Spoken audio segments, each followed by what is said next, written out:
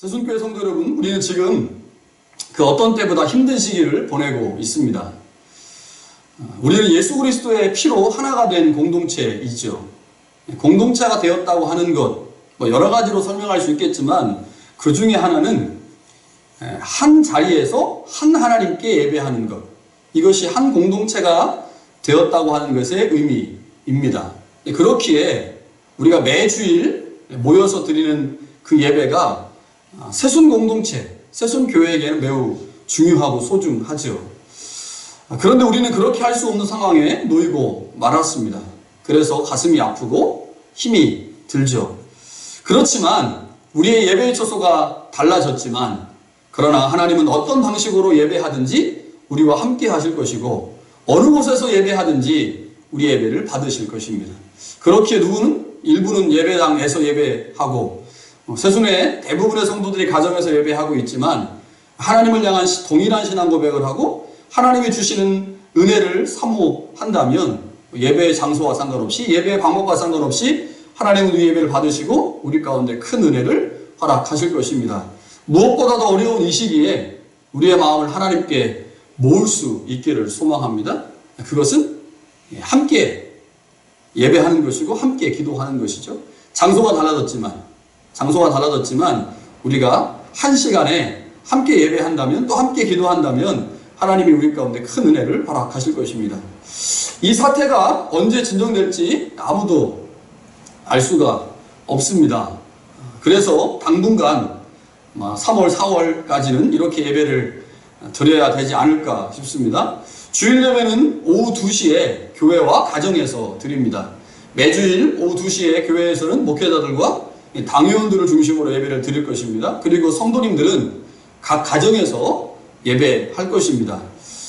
성도님들이 각 가정에서 예배할 수 있도록 2시에 맞춰서 영상을 송출하도록 하겠습니다. 유튜브를 통해서 예배에 참여할 수 있고요. 오늘 여러분들께서 예배에 참여하신 것처럼 유튜브에 박운장이라고 검색을 하시면 이제 유튜브 채널이 열리고요. 또 교회 홈페이지에 채널이 있으니까요. 같이 들어오셔서 예배하시면 되겠습니다. 가급적 가정에서 예배하실 때 시간을 지켜주시면 좋겠습니다. 같은 시간에 함께 예배하면서 우리 모두가 그리스도 안에서 하나된 공동체라고 하는 것들을 기억하면 좋겠습니다. 혹 교회에서 예배 드리기를 원하시는 분들은 언제든지 예배당에 오셔서 예배해도 좋습니다.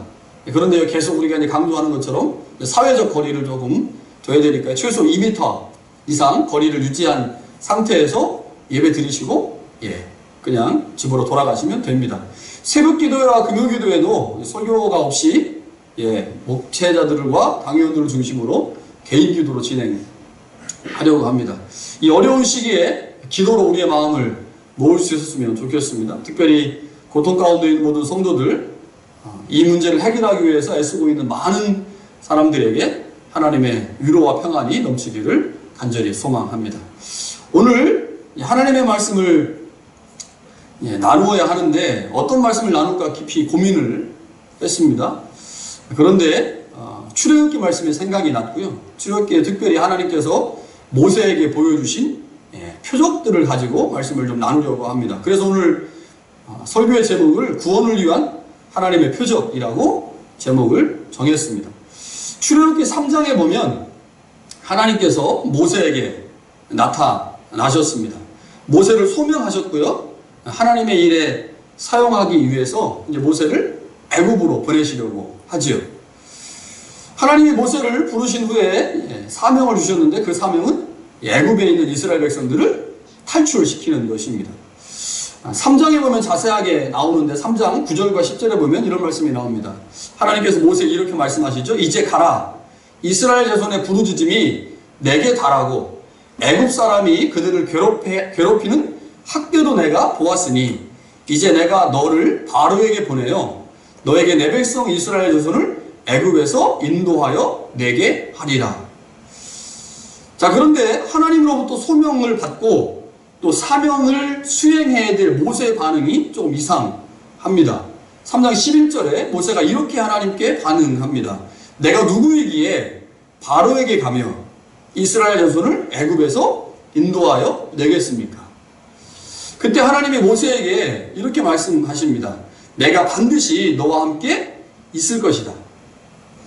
그랬더니 모세가 다시 한번 하나님께 이렇게 말합니다. 내가 이스라엘 자손에게 가서 말할 건데 너희 조상의 하나님이 나를 너희에게 보내셨다고 하면 그들이 분명히 내게 묻기를 그 이름이 무엇이냐 할 텐데 내가 그들에게 무엇이라고 말해야 되겠습니까? 라고 다시 묻죠. 그때 하나님이 모세에게 여호와라는 이름에 대해서 말씀하십니다. 그리고 그 이름으로 가서 그 이름을 가지고 백성들에게 말하면 백성들이 들을 것이다 라고 말씀하시죠. 자, 이 정도 되면 모세가 하나님의 말씀을 듣고 이스라엘을 구원하기 위해서 애굽으로 가야 하는데 여전히 모세 가운데 확신이 없습니다. 여전히 주저하는 모습이 모세 가운데 있죠.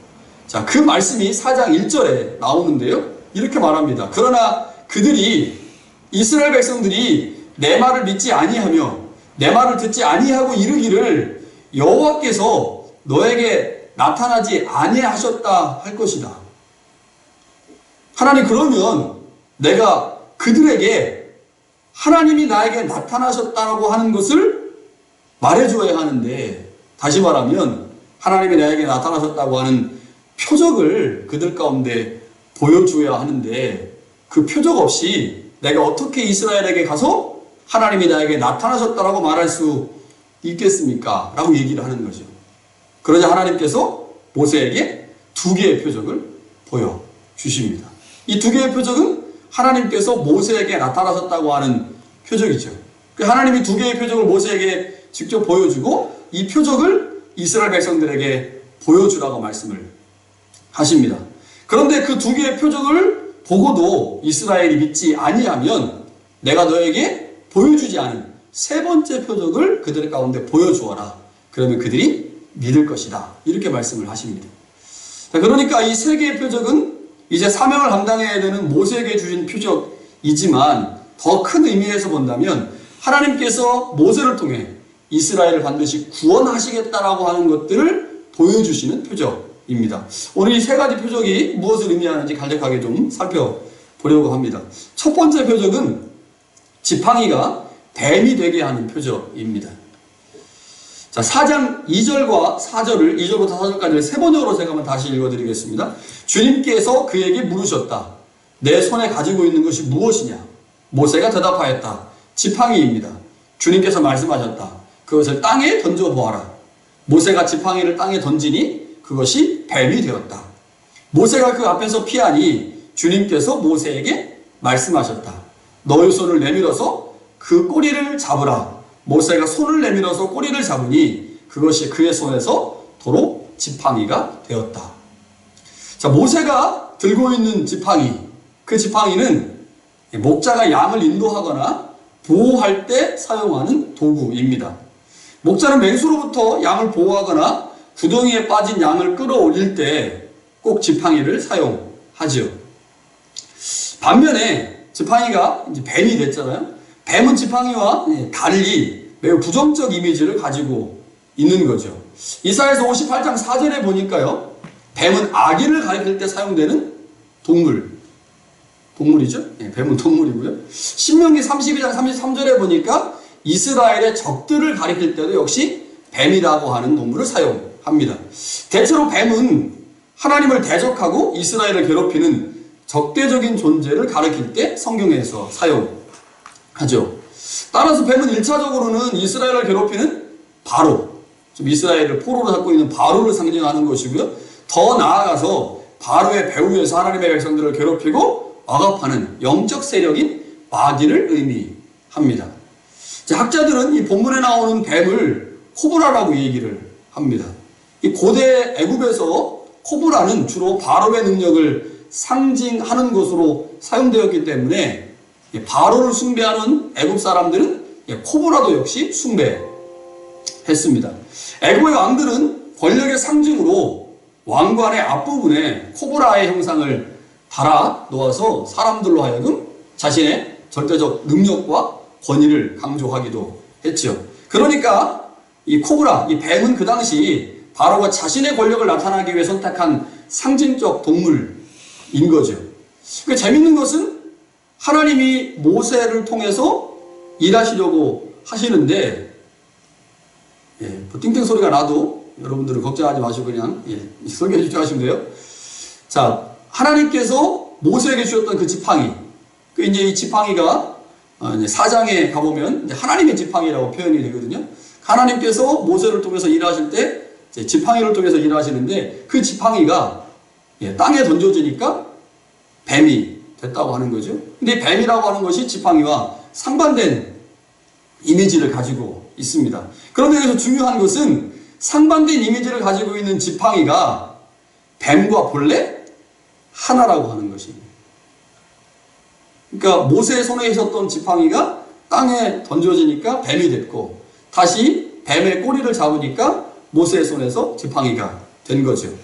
모세가 지팡이를 땅에 던지면 뱀이 되고, 뱀의 꼬리를 잡으면 다시 지팡이가 되는, 그러니까 상반된 이미지를 가지고 있는 지팡이와 뱀이 본래는 하나라고 하는 것입니다. 자, 그런데 모세가요, 지팡이가 뱀이 됐잖아요. 땅에 던지니까 지팡이가 뱀이 됐어요. 그리고 나서 그 뱀이 무서워서 두려워서 피했다라고 얘기를 합니다. 왜냐하면 눈으로 볼 때 분명히 뱀이기 때문에 그렇죠. 지금 모세가 어떤 실수를 하고 있습니까? 자신의 손에 있을 때는 지팡이였는데 그 지팡이가 땅에 던져지고 나서 눈으로 볼 때 뱀이었고, 그래서 그 뱀을 보고 모세가 이제 두려워서 피하게 된 거죠. 지금 모세의 문제가 뭐냐? 자신이 보고 있는 뱀이 본래 자신 안에 있었던 지팡이라는 사실을 지금 잊었기 때문에 자신의 지팡이가 뱀이 된 것을 보고 무서워했다고 하는 것입니다. 하나님께서 모세에게 지팡이가 뱀이 되는 표적을 보여주신 이유가 무엇일까? 가장 중요한 이유는 뱀에 대한 두려움을 없애기 위함입니다. 뱀에 대한 두려움을 없애기 위함입니다. 뱀을 보고 두려워했는데 사실은 그 뱀은 자신 손 안에 있는 지팡이였다고 하는 것, 그것을 기억하라고 하나님이 이 첫 번째 표적을 보여주셨다고 하는 거죠. 눈으로 볼 때 뱀이지만 그것은 사실 지팡이입니다. 무엇을 의미할까요? 지금 모세가 만나야 될 바로, 그 바로는 코브라와 같은 존재이죠. 모든 사람들이 두려워하는, 모든 사람들이 신으로 추앙하고 섬기는 존재입니다. 눈으로 볼 때 분명 두려운 뱀과 같은 존재이기에 무서워할 수 있다고 하는 거죠. 사실 지금 바로 모세가 하나님의 소명을 받고 사명을 감당해야 해서 지금 애굽에 가야 되는데, 애굽에 가기 싫어하는 이유, 주저주저 하는 이유가 무엇입니까? 바로를 만나야 되거든요. 바로를 만나서 단판을 지어야 돼요. 내 백성 이스라엘을 보내라, 하나님이 그렇게 말씀하셨다라고 얘기해야 되는데 코브라거든요. 무서운 존재거든요. 두려움의 존재거든요. 그래서 모세가 바로를 만나는 일에 주저주저하고 있습니다. 그 모세를 향해 하나님이 용기를 주시기 위해 바로에 대한 두려움을 없애기 위해서 자신의 손 안에 있는 지팡이를 뱀이 되게 하신 거죠. 그리고 그 뱀의 꼬리를 잡는 순간 그것은 더 이상 뱀이 아니고 자신이 자유롭게 사용하는 지팡이가 돼버리죠. 그것을 알게 하시려고 하나님께서 이 첫 번째 표적을 보여주셨습니다. 하나님의 권능과 계획 안에서 바로는 두려운 존재가 아니라고 하는 사실, 자신의 손 안에 있는 지팡이와 같은 존재라는 사실을 알게 하시려고 하는 것이 하나님이 첫 번째 표적을 보여주신 이유입니다. 하나님의 지팡이를 통해 이스라엘을 인도하셨듯이 하나님은 바로를 통해 이스라엘을 인도하실 것이다. 지금 두려워하고 있는 그 바로, 그는 결국 하나님의 백성들을 인도할 지팡이와 같은 존재라는 사실들을 모세에게 알려주신 것, 그것이 바로 첫 번째 표적입니다. 창출애굽기는요, 계속해서 바로를 하나님의 종이라고 말합니다. 잘 기억해야 합니다. 두려운 존재, 무서운 존재인 바로가 하나님의 종이라고 하는 거죠.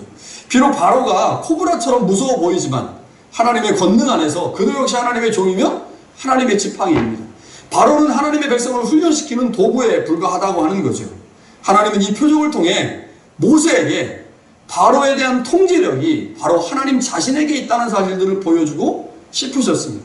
하나님은 지금 모세 안에 가득한 두려움을 없애기를 원하고 계신 거죠. 그 두려움을 해결하기 위해 하나님은 모세에게 자신의 손 안에 있는 지팡이를 뱀이 되게 하는 표적으로 나타내 보이셨습니다. 여러분, 그런데 여기서 중요한 게 있습니다. 하나님께서 모세에게 뱀이 된 자신의 지팡이를 잡을 때 꼬리를 잡으라고 말씀하신다고 하는 거죠. 우리가 일반적으로 뱀을 잡을 때는 머리를 잡아야 됩니다. 왜냐하면 꼬리를 잡으면 뱀이 그 꼬리를 잡은 손을 감아서 독으로 이빨로 이제 살을 물어뜯게 되고, 그러면 이 뱀에 있는 독이 살에 퍼지면서 죽기 때문에 꼬리를 잡는 것은 굉장히 어리석은 일이죠. 머리를 잡아야 합니다. 그런데 하나님이 모세에게 꼬리를 잡으라 라고 말씀을 하셨다고 하는 거죠. 아마 모세가 이 말씀을 듣고 꼬리를 잡을 때 두려움이 있었을 것입니다. 그러나 하나님의 말씀을 순종했을 때 그 뱀은 지팡이가 된 거죠. 여러분, 세상에는 우리를 압도하는 것들이 참 많습니다. 우리의 신앙까지도 위협하는 것들이 있죠. 우리는 그것들 때문에 두려움을 갖게 되고 두려워 떨게 되는 경우들이 있습니다. 그러나 그 현장에서 우리가 우리의 신앙을 위협하고 우리를 압도하고 우리를 두렵게 하는 그 모든 것이 있는 그 현장에서 우리가 뱀의 꼬리를 잡으라라고 하는 하나님의 구체적인 말씀에 순종하면, 그것이 우리를 위협한다 할지라도, 그것이 우리를 압도한다고 생각된다 할지라도 그것은 더 이상 우리를 위협하는 그 어떤 것도 될 수 없다고 하는 것. 여러분, 그것을 기억해야 합니다. 하나님의 말씀에 순종할 때 모세에게 더 이상 뱀은 뱀이 아닌 지팡이에 불과했다고 하는 것. 우리가 이 땅을 살아가면서 세상에 두려워하는 것들이, 두려워해야 될 것들이, 두려움을 주는 것들이 참 많이 있지만 사실은 그것은 두려운 것이 아니라고 하는 거죠. 하나님의 말씀에 순종할 때 그 두려움은 결국 우리 손에 있는 지팡이에 불과하다고 하는 것, 그것을 기억해야 합니다. 하나님의 말씀이 들릴 때 뱀의 꼬리를 잡을 수 있기를 간절히 바랍니다. 세상은 우리에게 뱀의 머리를 잡으라고 말하죠. 그러나 하나님은 우리에게 하나님의 방식을 요구하십니다. 그것은 뱀의 머리가 아닌 꼬리를 잡는 것입니다. 여러분, 그것이 승리하는 비결이에요. 세상의 방식을 따라가는 게 아니라 하나님의 방식을 따라갈 때 승리할 수 있다. 여러분, 그것을 기억해야 합니다. 하나님은 모세에게 두 번째 표적으로 손에 나병이 생기고 다시 없어지는 것을 보여주셨습니다. 6절과 7절을 세 번역으로 보면요, 주님께서 또 그에게 말씀하셨다.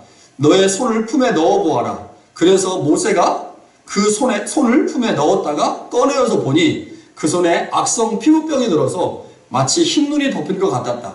주님께서 너의 손을 품에 다시 넣어보아라 하고 말씀하셨다. 그가 손을 다시 품에 넣었다가 꺼내어서 보니 손의 살이 본래대로 돌아와 있었다. 여러분, 나병은 우리가 너무 잘 알고 있듯이 구약시대뿐만 아니라 신약시대에서도 인간이 결코 극복할 수 없는 가장 무서운 병입니다. 나병은 이스라엘 백성들에게 하나님의 저주로 불려주는 불치병이었기 때문에 가장 무섭고 저주스러운 병이었습니다. 그렇다면 하나님께서 모세에게 보여주신 이 두 번째 표적은 무엇을 의미할까요? 이것은 이스라엘의 현실을 보여주기 위한 표적입니다. 자, 그러니까 첫 번째 표적이 모세로 하여금 바로의 정체를 분명히 보게 해서 바로에 대한 두려움을 없애게 하는 것이 첫 번째 표적의 목적이었다면, 두 번째 표적의 목적은 모세로 하여금 애굽에서 노예 생활을 하고 있는 이스라엘의 현재의 상태를 분명하게 볼 수 있도록 하는 표적이라고 하는 거죠. 지금 이스라엘은 400년 이상 노예 생활을 하면서 하나님을 잃어버리고 말았습니다. 그리고 이스라엘은 애굽 땅에서 애굽의 신들을 섬기면서 살았고요, 애굽 사람들과 똑같이 살고 있습니다. 하나님은 지금 그들의 신앙 상태를 마치 나병에 걸린 것 같다라고 지금 말씀하시는 거죠.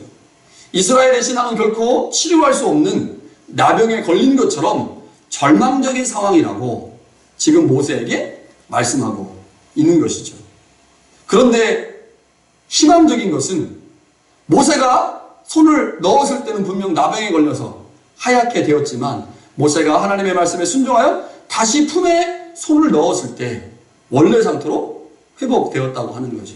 하나님께서 모세를 통해 이제 하나님의 능력을 통해 나병에 걸린 것과 같은 절망적인 이스라엘을 다시 회복시키고 구원하시겠다라고 하는 메시지를 보여주는 표적, 그것이 바로 두 번째 표적입니다. 이스라엘은 분명 희망이 없었죠. 완전한 절망 가운데 있습니다. 그러나 하나님께서 모세를 통해 하나님의 능력을 보이셨고 하나님께서 그들을 치료하실 것이라고 말씀하셨습니다. 하고 계십니다.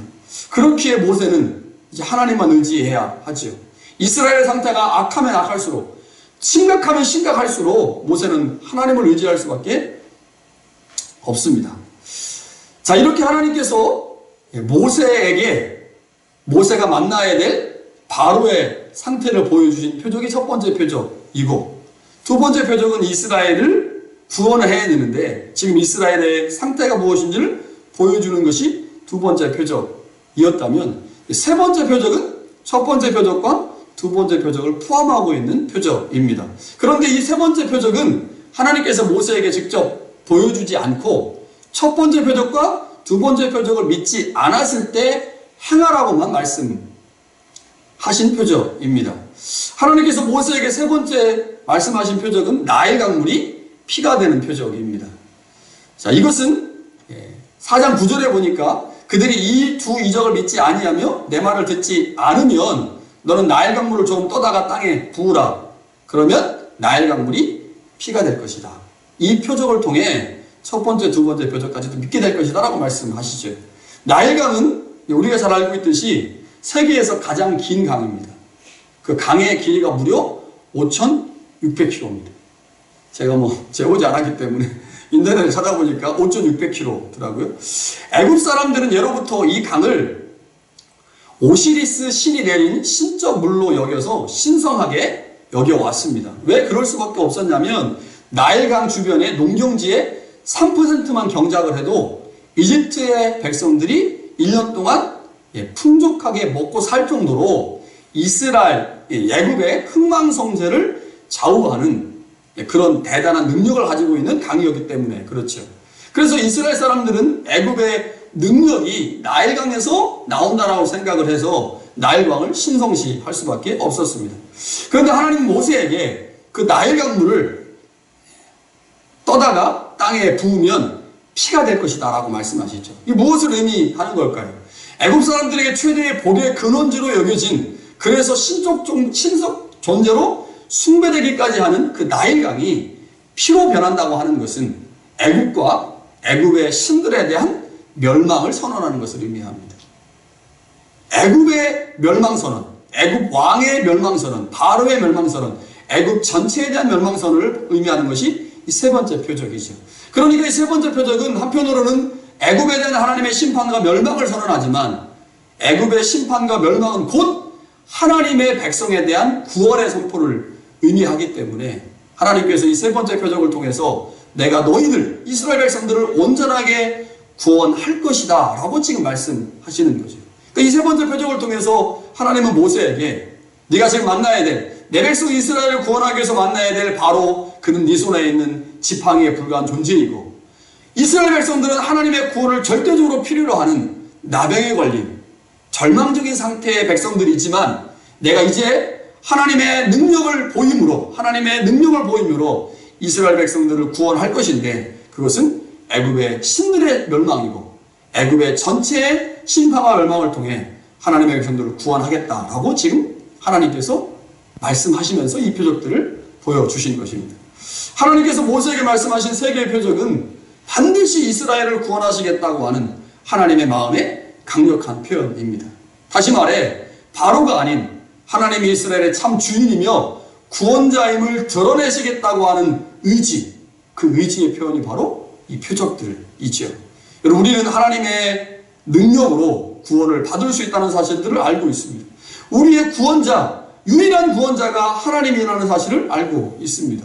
그래서 이 땅을 살아가지만 오직 우리의 소망과 구원과 은혜가 하나님에게서 온다는 사실들을 고백하죠. 그렇기에 우리는 하나님께 집중하고 하나님께 우리의 믿음을 드리게 되죠. 사랑하는 새순교회 성도 여러분, 우리는 지금 바이러스로 인해, 코로나 바이러스로 인해 어려운 상황을 경험하고 있습니다. 그런데 어떤 사람이 이렇게 말을 하더라고요. 바이러스 전파와 함께 두려움도 전파되고 있다, 이렇게 표현을 하더라고요. 여러분, 그래도 다행스러운 것은 아직 위니펙의 확진자가 18명, 다른 지역까지 했기 때문에 위니펙의 실질적인 확진자가 17명 정도입니다. 그래서 아직 우리는 그렇게 크게 두려워할 건 아니지만 토론토와 밴쿠버의 확진자 수가 점점 늘어나면서 캐나다의 확진자 수가 지금 1200명이 되어버렸기에 토론토와 밴쿠버가 진정되지 않으면 위니펙 자체로만은 사실은 어려움이 있죠. 그래서 우리가 이 바이러스 전파 때문에 걱정하고 두려워하지만 이 바이러스 전파가 되면서 우리의 두려움이 전파되지 않고 하나님을 향한 믿음과 하나님을 향한 신실함을 통해서 이 두려움을 극복해 내면 좋겠습니다. 바이러스로 인해 삶의 근간이 무너진 것 같은 힘든 시기를 직면하고 있지만 그것 때문에 우리 안에 두려움이 가득해서 두려움 때문에 하나님을 향한 믿음이 우리의 신앙 바깥으로 밀려나가는 일이 없도록 그 대신에 하나님을 향한 믿음과 하나님을 향한 신실함이 우리 안에 가득해서 이 두려움들이 물러나고 두려움들이 극복되는 그런 시간들을 보내면 좋겠습니다. 특별히 하나님을 향한 우리의 기도를 좀 모으면 좋겠다는 생각이 듭니다. 여러분들은 가정에서 혹은 교회에서 하나님을 향한 신실함을 계속 고백하고 또 하나님께서 이 상황들을 선하게 인도하실 것들을 믿으며 우리의 기도를 모으고 우리의 마음을 모으게 될 때 힘들고 어려운 순간이지만 그 모든 상황에서 우리의 인생의 주인이고 우리를 구원하시고 언제나 우리 가운데 좋은 것을 주시는 하나님을 새롭게 경험하게 될 것입니다. 그 하나님의 은혜로 말미암아 이 모든 상황들을 잘 이겨낼 수 있기를 간절히 축원합니다.